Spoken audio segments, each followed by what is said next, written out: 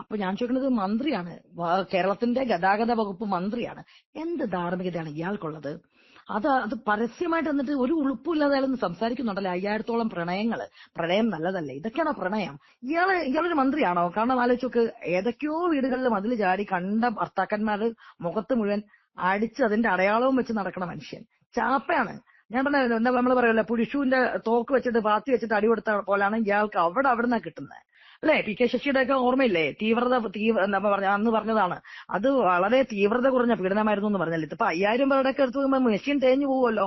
മാം, ഇപ്പോ പുതിയതായിട്ട് വന്നിരിക്കുന്ന ഒരു ആരോപണം അല്ലെങ്കിൽ പരാതി എന്നൊക്കെ വേണമെങ്കിൽ പറയാം.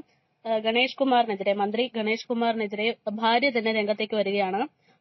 ആദ്യ വിവാഹത്തിൽ ഉണ്ടായിരുന്ന അതേ ആരോപണങ്ങൾ തന്നെയാണ് രണ്ടാം വിവാഹത്തിലേക്ക് എത്തുന്നത്. നമ്മൾ ഇത് എടുത്തു നോക്കുമ്പോൾ അത് വ്യക്തിപരമായിട്ടുള്ള കാര്യങ്ങളല്ലേ എന്ന് ചോദിക്കുന്നിടത്താണ് പ്രശ്നം. അതായത് രാഹുൽ മാങ്കൂട്ടത്തിനെതിരെ ഒരു പരാതി വന്നപ്പോൾ MLA-ക്കെതിരെയാണ് പരാതി, പൊതുപ്രവർത്തകനെതിരെയാണ് പരാതി എന്ന് പറഞ്ഞ ആളാണ് ഈ ഗണേഷ് കുമാർ. അങ്ങനെയുള്ള ഒരു വ്യക്തിക്കെതിരെ ഈ ഒരു ആരോപണം വരുമ്പോൾ എനിക്ക് 50,000-ത്തിലധികം അല്ലെങ്കിൽ 5,000-ത്തിലധികം പ്രണയങ്ങൾ ഇനിയുമുണ്ട് എന്ന് പറഞ്ഞ് നിൽക്കുന്ന ഒരു വ്യക്തിയാണ്. അപ്പൊ ഇതെങ്ങനെയാണ് ഈ രണ്ട് സംസാരവും തമ്മിലുള്ള ഒരു യോജിപ്പ്, അല്ലെങ്കിൽ ഇതിന്റെ ഒരു ധാർമ്മികത എന്താണ് എന്നുള്ളതാണ് നമ്മുടെ ചോദ്യം. തീർച്ചയായിട്ടും നല്ല. ശരിക്കും പറഞ്ഞാൽ പണ്ടൊക്കെ ആണെങ്കിൽ പയ്യപ്പയ്യായിരുന്നല്ലേ. ഇപ്പൊ കാലം വളരെ ഈസി ആയിട്ടാണ് തിരിച്ചു മറുപടി കൊടുത്തുകൊണ്ടിരിക്കുന്നത്. നമ്മൾ അതായത് ഇരട്ടത്താപ്പുകൾ എങ്ങനെയാണെന്ന് കൃത്യമായിട്ട് കാണിച്ച് പോയിന്റ് ഔട്ട് ചെയ്യുന്നുണ്ട്. ഇവിടെ നോക്കൂ, നമുക്ക് അറിയാം, നമ്മൾ ഇതിനു മുമ്പ് സംസാരിച്ചുള്ള രാഹുൽ മാങ്കൂട്ടത്തിൽ. രാഹുൽ ഒരു അവിവാഹിതനായിട്ടുള്ള ആൾ ചെയ്തത് നല്ലതോ ശരിയോ എന്നല്ല നമ്മുടെ പോയിന്റ്. അവിവാഹിതനായിട്ടുള്ള ഒരാള് 2-3 പ്രണയങ്ങൾ ഉണ്ടായിരുന്നു. ഓക്കെ, ഗർഭചിത്രം, അങ്ങനത്തെ പ്രശ്നങ്ങളുണ്ടായിരുന്നു. കോടതിയിൽ കേസുമാണ്. അപ്പോഴും അങ്ങനത്തെ പ്രശ്നങ്ങൾ ഉള്ളപ്പോൾ പോലും അദ്ദേഹത്തിന്റെ ആ ഒരൊറ്റ കാര്യം വെച്ചിട്ട് ഇവിടെ രാഷ്ട്രീയമായിട്ട് മുതലെടുപ്പ് നടത്തിയിട്ടുള്ളതാണ് CPM എന്ന പാർട്ടി, ഇടതുപക്ഷം. അന്ന് തന്നെ അതിനെതിരെ ശക്തമായിട്ട് രംഗത്ത് വന്ന ആളാണ് ഈ ഗണേഷ് കുമാർ അല്ലെ. ഇയാളുടെ കാര്യം എന്താന്ന് വെച്ച് കഴിഞ്ഞാൽ, ഇതിപ്പോ ഗണേഷ് കുമാർ മാത്രമൊന്നുമല്ല, നമ്മൾ പറയുമ്പോ MLA ആണ്. അന്നും രാഹുൽ മാങ്കൂട്ടത്തിന്റെ പറഞ്ഞ പൊതുപ്രവർത്തകനാണ്. അപ്പൊ ധാർമ്മികത വേണം, റോൾ മോഡൽ ആയിരിക്കണം എന്നാണ്. അപ്പൊ ഞാൻ ചോദിക്കുന്നത് മന്ത്രിയാണ്, കേരളത്തിന്റെ ഗതാഗത വകുപ്പ് മന്ത്രിയാണ്. എന്ത് ധാർമ്മികതയാണ് ഇയാൾക്കുള്ളത്? അത് പരസ്യമായിട്ട് എന്നിട്ട് ഒരു ഉളുപ്പില്ലാതെ അയാളൊന്ന് സംസാരിക്കുന്നുണ്ടല്ലോ. 5000-ഓളം പ്രണയങ്ങള്. പ്രണയം നല്ലതല്ലേ? ഇതൊക്കെയാണോ പ്രണയം? എന്ന് തൊട്ടാണ് ഞാൻ ചോദിക്കുന്നത്, ഈ ഒരു വേലിചാട്ടത്തിന് പ്രണയം എന്നുള്ളൊരു പേര് വന്നത്. പ്രണയം എന്നൊക്കെ പറഞ്ഞു കഴിഞ്ഞാലേ അതൊരു ബ്യൂട്ടിഫുൾ ആയിട്ടുള്ള നിർവചനമാണ്. അതിങ്ങനെ ഭർത്താവില്ലാതെ നമ്മളെ പട്ടാളം പുരുഷന്റെ ഇല്ലാതിരിക്കുമ്പോ ഭഗീരഥൻ പിള്ള സരസ്വതി ചേച്ചിയുടെ അടുത്ത് പോയി സെറ്റപ്പ് ഉണ്ടാക്കുന്നതല്ല പ്രണയം. പ്രണയത്തിന് പ്രണയം എന്നുള്ള വാക്കാണ് ഇവിടെ ഉപയോഗിച്ചിരിക്കുന്നത്. 5000-ഓളം പ്രണയങ്ങൾ ഉണ്ടായിരുന്നു. ഇപ്പൊ ഒരു കാര്യം ഉറപ്പല്ലേ, നമ്മളെ ഓൾ ഇന്ത്യ മെഡിക്കൽ സയൻസ് നമ്മുടെ ഇത് വന്നില്ല എങ്കിൽ പോലും എയിംസിൽ വേണ്ട, പക്ഷെ എന്ത് വരും, എയ്ഡ്സ് സെന്റർ മിക്കവാറും ഉണ്ടാവാനുള്ള എല്ലാ സെറ്റപ്പും ഉണ്ടാക്കി വെച്ചിട്ടുണ്ട് അല്ലെ. ഞാൻ എന്നിട്ട് നോക്കി, നമ്മുടെ മൊത്തത്തില് പ്രൊഫൈലുകളിലൊക്കെ നോക്കിയിട്ട് ഡ്രോൺ പാർച്ച് നോക്കി, കേരളത്തിലെ വട്ടപ്പൊട്ടിസ്റ്റ് ഫെമിനിസ്റ്റുകൾ ഇതിനെക്കുറിച്ച് എന്തെങ്കിലും പറഞ്ഞിട്ടുണ്ടോ? ദുബായ് ബേസ്ഡ് ആയിട്ടൊക്കെ ഭയങ്കരമായിട്ട് പാട്രിയാർക്കിയുടെ ഇതൊക്കെ എടുത്ത് ഓടിക്കുടുക്കുകയും കൊണ്ട് ഓടിയ കുറെ ടീംസ് ഉണ്ടായിരുന്നല്ലോ, പുട്ടിയിട്ട കുറെ പെണ്ണുങ്ങള്. ഒരാൾക്ക് ഒരക്ഷരം സംസാരിക്കാനില്ല. ഇവിടെ 2 കാര്യങ്ങളുണ്ട്. നമുക്ക് ഗണേഷ് കുമാറിന്റെ അദ്ദേഹത്തിന്റെ കാര്യം പറയുമ്പോൾ തന്നെ അറിയാം, ഇതേ ഗണേഷ് കുമാറാണ് സരിതയുടെ ഇഷ്യൂ ഉണ്ടായിട്ട് നമ്മുടെ ചാണ്ടി സാറിനെ ഏറ്റവും കൂടുതൽ സമൂഹത്തിന്റെ മുന്നിൽ എന്താ പറയാ തേജോവധം ചെയ്യാൻ ഇട്ടുകൊടുത്ത ഒരാളായിരുന്നു ഈ ഗണേശൻ. എനിക്ക് ശരിക്കും പറഞ്ഞ ഈ മന്ത്രിസഭയിൽ മറ്റൊരു ഇടതുപക്ഷ മന്ത്രികളോടും ഇത്രയും അമർഷമില്ല. പക്ഷെ പുള്ളിക്കാരുണ്ട്, കാരണം ഒരു പാർട്ടിയിൽ നിന്നിട്ട് ആ സ്വന്തം അതിലുള്ള ഒരു മുതിർന്നൊരു മനുഷ്യനെ കൊണ്ടുവന്ന് അതിന്റെ ഇടയിൽ കൊണ്ടുവന്ന് ട്വിസ്റ്റ് ചെയ്തിട്ട് സ്വന്തം സ്വഭാവ വൈകല്യം, അത് ഇതൊക്കെ അയാളുടെ ലൈംഗിക വൈകൃതമാണ്. ആ വൈകൃതം മറക്കാനൊക്കെ വേണ്ടിയിട്ട് വേറൊരു മനുഷ്യന്റെ തലയിൽ കൊണ്ടുവന്നിട്ട് വന്ന മന്ത്രിസഭ ഒത്തിരി പ്രശ്നങ്ങൾ ഉണ്ടാക്കിയിട്ട് ഇയാൾ എന്ത് ചെയ്തു, മറുകണ്ഠം ചാടി കഴിഞ്ഞപ്പോഴേക്കും അതുവരെ ഇടതുപക്ഷം ഭയങ്കരമായിട്ട് നിന്ന ഇടതുപക്ഷം എന്ത് ചെയ്തു, ആ ഗണേശനെ പോലെ ഒരു വിശുദ്ധൻ ഇല്ലാന്ന് പറഞ്ഞു. കോഴമാണി എന്ന് വിളിച്ചോണ്ടിരുന്ന ആളെ രൂപക്കൂട് പണിത പോലെ ഗണേശൻ, അതുവരെ കോഴി ഗണേശൻ എന്ന് വിളിച്ചോണ്ടിരുന്ന ഗണേശൻ അതോടുകൂടി ഇടതുപക്ഷത്തിന്റെ ഒപ്പം സഞ്ചരിച്ചു തുടങ്ങിയപ്പം വിശുദ്ധനായി. ഇത് തന്നെയല്ലേ പലപ്പോഴും നമ്മൾ കണ്ടുകൊണ്ടിരിക്കുന്ന പല കാര്യങ്ങളിലും. ഇടതുപക്ഷത്തിന്റെ ഇരട്ടത്താപ്പാണ് ഇവിടെ ശക്തമായിട്ട് നമ്മൾ കണ്ടുകൊണ്ടിരിക്കുന്ന പല ഇൻസ്റ്റൻസും. ഇവിടെ ഇതില് ഡോക്ടർ യാമിനി തങ്കച്ചി മുൻപും പറഞ്ഞിട്ടുണ്ടായിരുന്നു അല്ലെ, ഏതോ ഇയാളൊരു മന്ത്രിയാണോ? കാരണം ആലോചിച്ചോക്ക്, ഏതൊക്കെയോ വീടുകളിൽ മതിൽ ചാടി കണ്ട ഭർത്താക്കന്മാര് മുഖത്ത് മുഴുവൻ അടിച്ച് അതിന്റെ അടയാളവും വെച്ച് നടക്കണ മനുഷ്യൻ ചാപ്പയാണ്. ഞാൻ പറഞ്ഞ എന്താ നമ്മൾ പറയുമല്ലോ, പുരുഷുവിന്റെ തോക്ക് വെച്ചിട്ട് പാത്തി വെച്ചിട്ട് അടി കൊടുത്ത പോലാണ് ഇയാൾക്ക് അവിടുന്നാ കിട്ടുന്നത്.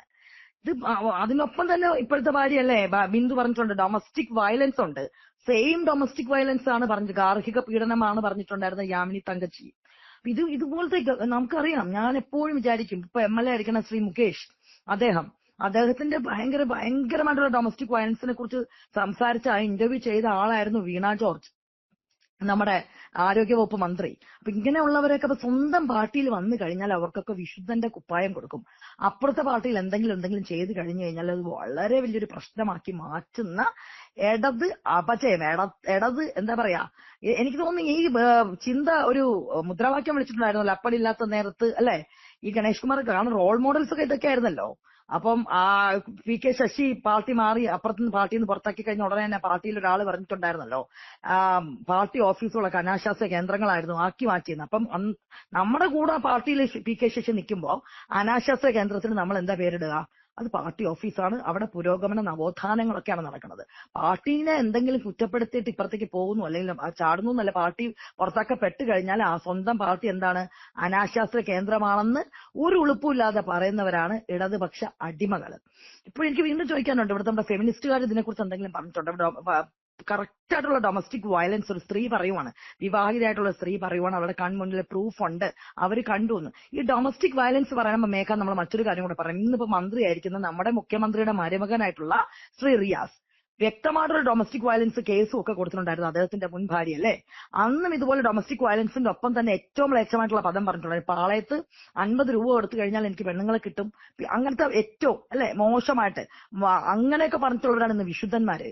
ഇവർക്കൊക്കെ എന്ത് ധാർമ്മികതയാണ് കേരളത്തിലെ ജനങ്ങളുടെ എന്താ പറയാ വോട്ടും വാങ്ങി അവർക്ക് ജനനായകന്മാരെന്നുള്ള കുപ്പായം ധരിച്ചിരിക്കാൻ ഇവർക്ക് എന്ത് ധാർമ്മികതയാണ്? ഉളുപ്പുണ്ടോ? ഞാൻ എപ്പോഴും വിചാരിക്കും, ഉളുപ്പില്ലായ്മ നിന്റെ പേരോ കമ്മ്യൂണിസം എന്ന് ചോദിക്കണം ജനങ്ങളൊക്കെ. തീർച്ചയായിട്ടും ഇപ്പൊ ഞാൻ നോക്കി ആർക്കും ഒന്നും സംസാരിക്കണ്ട. ഇതില് മറ്റൊരു വിഷയമുള്ളതെന്ന് പറയുന്നത്, രാഹുൽ മാങ്കൂട്ടത്തിന്റെ വിഷയം വന്നപ്പോൾ സംസാരിച്ച് എതിർപ്പ് പറഞ്ഞു വന്നിട്ടുള്ള CPM നേതാക്കളായിട്ടുള്ള വനിതകൾ ഇതുവരെ ഒരു അക്ഷരം പോലും മിണ്ടിയിട്ടില്ല എന്നുള്ളതാണ്. അതിപ്പോ ശ്രീമതി ടീച്ചറിന് 5000 രൂപയുടെയൊക്കെ തീവ്രത നോക്കി വരുമ്പോഴേക്കും തീവ്രതാ മിഷനൊക്കെ തീർന്നു പോകുമല്ലോ, അല്ലെ? പി കെ ശശിയുടെ ഒക്കെ ഓർമ്മയില്ലേ, എന്താ പറഞ്ഞ അന്ന് പറഞ്ഞതാണ് അത് വളരെ തീവ്രത കുറഞ്ഞ പീഡനമായിരുന്നു എന്ന് പറഞ്ഞല്ലേ. ഇതിപ്പോ 5000 രൂപയുടെ ഒക്കെ എടുത്തു പോകുമ്പോൾ മെഷീൻ തേഞ്ഞു പോവുമല്ലോ. 5000 രൂപയുടെ നോക്കി എടുക്കണ്ടേ? പ്രണയമാണെന്നല്ലേ പറയുന്നത്. അതാ ഞാൻ പറഞ്ഞത്, അത് ഒരു മാധ്യമങ്ങളുടെ മുന്നിൽ വിളിച്ചു കൂവാണ് മന്ത്രിയായിട്ടിരിക്കുന്ന ആള്. മാധ്യമങ്ങളുടെ മുന്നിൽ എന്ന് പറയുന്നു പ്രണയിക്കുന്നത് തെറ്റാണോ? 5000-ഓളം പ്രണയങ്ങളുണ്ട്, തെറ്റാണോ എന്ന്. ആരാണ്? നമ്മുടെ ഗതാഗത വകുപ്പ് മന്ത്രി. അപ്പൊ ഞാനതാ ചോദിക്കുന്നത്, ഈ രാഹുൽ മാങ്കൂട്ടത്തിനെ പോലെ ഒരു പെർവേർട്ടിനെ ഇവിടെ വെച്ച് കഴിഞ്ഞാൽ സമൂഹം വഴിതെറ്റി പോകും, മറിച്ചതാണെന്നൊക്കെ പറഞ്ഞ മനുഷ്യരാണ്. അതുപോലെ കുറെ ഫെമിനിസ്റ്റുകൾ ഉണ്ടായിരുന്നു. ഇപ്പോഴും ഞാൻ പറയും, ഏതോ ഒരു ഓയ സ്റ്റിക്കർ നമ്മുടെ ഒരു കളക്ടർ ബ്രോ പ്രശാന്ത്, അദ്ദേഹം എന്തോ ഒരു മാധ്യമ പ്രവർത്തകയ്ക്ക് അവര് അങ്ങോട്ട് ശരിക്കും പറഞ്ഞാൽ ശല്യമായി മാറിയപ്പോൾ എന്തോ ഒരു വാർത്തയ്ക്ക് വേണ്ടിയിട്ട് ബൈറ്റിനൊക്കെ വേണ്ടിയിട്ട് ഇങ്ങനെ വിളിച്ചിരുന്നത്. അപ്പം ഓയാന്ന് എന്തോ കഴിഞ്ഞാൽ അത് വെച്ചിട്ട് ഇവിടെ സ്ത്രീ വിരുദ്ധത കാണിച്ച് അത് ഹൈലൈറ്റ് ചെയ്തിട്ട് ഇവിടെ കുറെ വട്ടപ്പൊട്ടിസ്റ്റുകളെ എടുത്ത് കുതിര ചാടിയിട്ടുണ്ട് ആ ഓയ സ്റ്റിക്കർ വെച്ച്. അന്ന് ഇടതുപക്ഷം ആ കളക്ടറിനെയൊക്കെ തേജോവധം ചെയ്യണതിന്റെ അങ്ങേ അച്ഛൻ എപ്പോഴും ഓർമ്മയുണ്ട്. ശ്രീജിത്ത് പണിക്കർ എന്തോ ഒരു സാൻഡ്വിച്ചോ എന്തോ ഒരു ജോക്ക്, സാൻഡ്വിച്ച് എന്ന് പറഞ്ഞു കഴിഞ്ഞപ്പോൾ അത് റേറ്റ് ജോക്കാണെന്ന് മാറ്റി, ഇനി ചാനൽ ചർച്ചകൾ വിളിക്കരുത് എന്ന് പറഞ്ഞിട്ട് ബഹിഷ്കരിച്ച രശ്മിത പോലെയുള്ള ഇടത് മുൻനിര എന്താ പറയാ അന്തിമി കമ്പനികൾ, ഇങ്ങനെ ഒരുപാട് പേരുണ്ട്. ഒരിക്കൽ ഉണ്ണിമുകുന്ദൻ എന്തോ ഒരു വട്ടപ്പൊട്ട് എന്തോ പറഞ്ഞു കഴിഞ്ഞപ്പോ വട്ടപ്പൊട്ടുകൾ കുറച്ചു ചാടി. ഓർമ്മയില്ല ഇതൊക്കെ? ഇങ്ങനത്തെ നമുക്ക് ചോദിക്കാനാണെങ്കിൽ ഒരുപാട് നമുക്ക് ഇൻസ്റ്റൻസസ് ഉണ്ട്, ഒരുപാട് നമ്മുടെ മുന്നിൽ ഉദാഹരണങ്ങളുണ്ട്. അപ്പൊ ഇന്നിപ്പോ ഞാൻ നോക്കി, ആ ദുബായ് ബേസ്ഡ് ആയിട്ടുള്ള കേരളത്തിന്റെ പുരോഗമന നവോത്ഥാന സ്ത്രീപക്ഷങ്ങൾക്ക് വേണ്ടിയിട്ട് കുറച്ച് അവർക്ക് സ്ത്രീപക്ഷം നിന്നിട്ട് ഇവിടുത്തെ സ്ത്രീകൾക്ക് ഐക്യദാർഢ്യം എല്ലാ കാര്യത്തിനും സപ്പോർട്ടൊക്കെ വിളിക്കി സ്ത്രീകൾക്ക് ധാർമ്മികമായിട്ടുള്ള എല്ലാ സ്ത്രീകളുടെ ഉത്തരവാദിത്വം ഏറ്റെടുത്തിരിക്കുന്ന എഴുത്തിടങ്ങളിലെ അമ്മച്ചിമാർക്കൊന്നും ഇപ്പൊ ഒന്നും സംസാരിക്കണ്ട. അവർക്ക് എന്നും വിരൽ ചൂണ്ടാനുണ്ടായിരുന്നത് എപ്പോഴും ഒരു രാഹുൽ മാങ്കൂട്ടം മാത്രമായിരുന്നു. ശരിയല്ലേ? തീർച്ചയായിട്ടും. മറ്റൊരു വിഷയം എന്ന് പറയുന്നത് പോലീസുകാരുടെ ഒരു ഇടപെടലാണ്. മുഖ്യമന്ത്രിയുടെ മകളോട് ഈ വിഷയം പരാതിയായിട്ട് പറഞ്ഞിട്ടുണ്ട് എന്ന് റിപ്പോർട്ട് ഇപ്പോൾ പുറത്തു വരുന്നുണ്ട്. നിയമപരമായിട്ട് നോക്കുകയാണെങ്കിൽ പോലീസ് സംവിധാനങ്ങളോട് അപ്പോൾ തന്നെ പരാതിയായിട്ട് അറിയിച്ചിരുന്നു. പക്ഷെ പോലീസ് അവിടെ എത്തിയെങ്കിലും ഒന്നും തന്നെ ചെയ്യാതെ നോക്കി നിന്നു എന്നുള്ള ഒരു ആരോപണം കൂടെ ഉണ്ടല്ലോ. നോക്കുമേക്ക, ഇവിടെ മറ്റൊരു കാര്യം കൂടെ അവിടെ പറയണം. ഒരു ഇമെയിൽ വഴി ഒരു പരാതി കിട്ടിക്കഴിഞ്ഞപ്പം പാതിരാത്രിക്ക് പോയിട്ട് രാഹുൽ മാങ്കൂട്ടത്തിന്റെ എന്താ പറയാ അയാളുടെ മുറിയിൽ നിന്ന് ഏറ്റവും വലിയൊരു തീവ്രവാദിയെ പൊക്കണ ലാഘവത്തോടെ മീഡിയാസിന്റെ മുന്നിൽ കൊണ്ടുവന്ന് അവതരിപ്പിച്ച ഒരു പോലീസ് നേതൃത്വം നമുക്കിവിടെ ഉണ്ടായിരുന്നു, അല്ലെ? ഏറ്റവും വലിയ ഘോര കൃത്യം ചെയ്ത പോലെ. അത് എന്താണ്, ഡയറക്റ്റ് ആയിട്ടൊരു പരാതി വേണ്ട, ഡയറക്റ്റ് ഇല്ലാതെ ഇമെയിൽ വഴി പരാതി വന്നു എന്ന് പറഞ്ഞു. എനിക്ക് ഓർമ്മയുണ്ട്, രണ്ടാമത്തെ ഏതോ ഒരു കേസിന്, അല്ലെ? അപ്പൊ ഇന്നും അങ്ങനെയാണ്. അങ്ങനത്തെ ഒരു കേസ് വന്നു കഴിഞ്ഞപ്പോ അത് കഴിഞ്ഞപ്പോ പിറ്റേ ദിവസം PR വർക്കുകാർ കപ്പ് കയ്യിൽ കൊടുത്തിട്ട് ലവ് യു ടു ഒരു പോസ്റ്റ് ഒരു പെൺകുട്ടി ഇട്ടു എന്ന് പറഞ്ഞിട്ട് അതിന് ഐക്യദാർഢ്യം കൊടുത്തിട്ട് കപ്പും പിടിച്ചിരുന്ന മുഖ്യൻ. എന്താ ഇതേ ഇപ്പൊ കപ്പ് ബിന്ദു എന്ന് പറഞ്ഞ സ്ത്രീക്ക് വേണ്ടേ കപ്പ് ഐക്യദാർഢ്യം സപ്പോർട്ട് കൊടുക്കണ്ടേ? കാരണം ആ സ്ത്രീനെ പോലീസ്, അതാണ് പറഞ്ഞത്, ആഭ്യന്തര വകുപ്പ് കൈയാളുന്ന നമ്മുടെ മുഖ്യമന്ത്രി സ്ത്രീകളുടെ എല്ലാം രക്ഷകരായിട്ട് അവതരിക്കപ്പെട്ട, എന്നാ പറയുന്നത്, രക്ഷകൻ എന്നാ പറയണത്, കപ്പും വെച്ചിരുന്നിട്ട് PR വർക്കിന് നിന്നു കൊടുത്ത മനുഷ്യനാണ്. ആലോചിച്ച് നോക്കണം. അപ്പൊ ഇപ്പൊ എന്തേ ഈ കൺമുന്നിൽ അവിടെ ഭയങ്കരമായ ഡൊമസ്റ്റിക് വയലൻസ്, സ്ത്രീയെ പൂട്ടിയിട്ടു, അടിച്ചു, മൊബൈൽ പിടിച്ചു വാങ്ങിയെന്നും അവർ രക്ഷക്കായിട്ട് കിടന്ന് വിളിച്ചിട്ടും പോലീസ് മേധാവിത്വം കണ്ണടച്ച് നിന്നു എന്ന് പറയുന്നു. അപ്പൊ ഇതൊന്നും ക്വസ്റ്റ്യൻ ചെയ്യാൻ ആരും ഇല്ല എന്നുള്ളതാണ് ഏറ്റവും വലിയൊരു അപജയം. അപ്പൊ ഇനിയിപ്പോ ഇവർക്ക് എന്താണ്, ഇന്ന് ഞാൻ കാണുന്നുണ്ടായിരുന്നു, ഗണേശൻ എന്ന് പറഞ്ഞ മന്ത്രി പറയുന്നുണ്ട് ഞാൻ തന്നെ പത്തനാപുരം, അത് അയാളുടെ ഒരു ദാർഢ്യം എന്നല്ല, അത് നമുക്ക് വോട്ടർമാരെ നോക്കിയിട്ടേ ഈ പത്തനാപുരത്തെ ജനങ്ങൾ ചിന്തിക്കണം. നോക്കൂ, ഞങ്ങളൊരു പെർവേർട്ടിനാണോ 5000 പെണ്ണുങ്ങളെ പ്രണയിക്കുന്ന വീട് ഇങ്ങനത്തെ ഒന്ന് കെട്ടി, രണ്ട് കെട്ടി, വീണ്ടും കെട്ടിയിട്ട് പിന്നെ വാളകത്ത് വീണ്ടും ഓരോ പട്ടാളം പുരുഷുക്കളുടെ വീടുകളുടെ വെയിൽ ചാടുന്ന ഭഗീരഥൻ പിള്ളയെ പോലെ ഒരു മനുഷ്യനെയാണോ നമുക്ക് ജനപ്രതിനിധിയായിട്ട് വേണ്ടെന്ന് പത്തനാപുരത്തുള്ള ഓരോ പ്രബുദ്ധരായിട്ടുള്ള മനുഷ്യർ ചിന്തിക്കട്ടെ. അപ്പൊ അങ്ങനെ ചിന്തിച്ചിട്ട് വീണ്ടും ഇയാൾക്ക് വോട്ട് കുത്തി കൊടുക്കുകയാണെങ്കിൽ അവിടെ ഉള്ളവരൊക്കെ നമ്മൾ എന്താ പറയേണ്ടത്? വോട്ടേഴ്സ് എന്നാണോ പറയേണ്ടത്? നാളെ ഒരു സമയത്ത് ഞാനെന്നാ ചോദിക്കുന്നത്, എന്ത് ധാർമ്മികതയാണ് നമുക്ക് ചെന്ന് അയാള് വ്യക്തമായിട്ട് നിന്ന് പറയുന്നുണ്ട്, എന്താ ഒരാൾക്ക് പ്രണയിക്കുന്നത് തെറ്റാണോ, ഇതൊക്കെ വലിയ പ്രശ്നമാണോ? പ്രണയിക്കുന്നത് തെറ്റല്ല. പ്രണയം എന്ന് പറഞ്ഞു കഴിഞ്ഞാൽ അതൊരു പരിശുദ്ധമായിട്ടുള്ള, നമുക്കറിയാം ഫസ്റ്റ് ലവ് അങ്ങനെയൊക്കെ ഓരോരോന്നുണ്ട്. അത് ബോഡി ആയിട്ടുള്ള ഒരു സംഭവം അല്ല.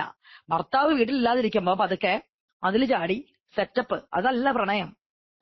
ഇത് ഇയാളുടെ ഒരു സ്ഥിരം പരിപാടിയാണല്ലോ. സരിതയുടെ കേസ് തൊട്ട് ബിജു രാധാകൃഷ്ണൻ പണ്ട് പറഞ്ഞിട്ടുണ്ട്. അത് കഴിഞ്ഞൊരു ഫ്ലാറ്റിൽ ട്രിവാൻഡ്രത്ത് ഇത് എത്ര ഇൻസ്റ്റൻസ്. ആദ്യത്തെ ഭാര്യ പറഞ്ഞപ്പോ അന്ന് രാഷ്ട്രീയ നാടകമാണെന്നൊക്കെ പറഞ്ഞിട്ട് ആ ഡോക്ടറിനെ, ഞാൻ എന്താ പറഞ്ഞത്, കർമ്മ എന്ന് പറയുന്ന ഒരു ഭയങ്കര സംഭവമാണ്. പിന്നെ മറ്റൊരു കാര്യം, ഇയാളുടെ വയസ്സൊന്ന് ആലോചിച്ച് നോക്കണം. ഈ വട്ടപ്പൊട്ടിസ്റ്റുകളൊക്കെ പണ്ട് രാഹുൽ മാങ്കൂട്ടത്തിനാണല്ലോ ഏറ്റവും വലിയ കോഴിയായിട്ട് മുദ്ര കുത്തി വെച്ചത്. ഇയാളെന്ന് പറയുമ്പോൾ എന്തുകൊണ്ട് എത്ര വയസ്സുള്ളൊരു മനുഷ്യൻ, 2 മുതിർന്ന മക്കളുടെ അച്ഛനാണ്. അപ്പൊ ആ ഒരു അച്ഛൻ എന്നുള്ള രീതിയിൽ അയാൾ എന്ത് മെസ്സേജാണ് സ്വന്തം മക്കൾക്ക് കൊടുക്കണത്? ഇങ്ങനെ കണ്ടടന്നിറങ്ങുന്ന ഒരു ആളാണ് താണെന്നോ?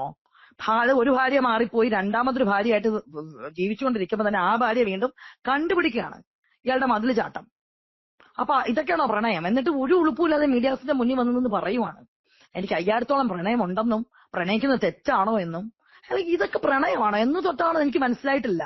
ഈ നമ്മള് നാടൻ, എനിക്ക് അത് എന്റെ വാക്ക് വരുന്നില്ല, ഈ ഒരു മതിൽ ചാട്ടം അല്ലെങ്കിൽ വേലി ചാടി മറ്റേ പരിപാടി ചെയ്യണത്, അതിനൊക്കെ പ്രണയം കൊണ്ട് ഡിഫൈൻ ചെയ്യാനൊക്കെ നാണമില്ലെന്നാണ് ആലോചിച്ച് നോക്കണത്.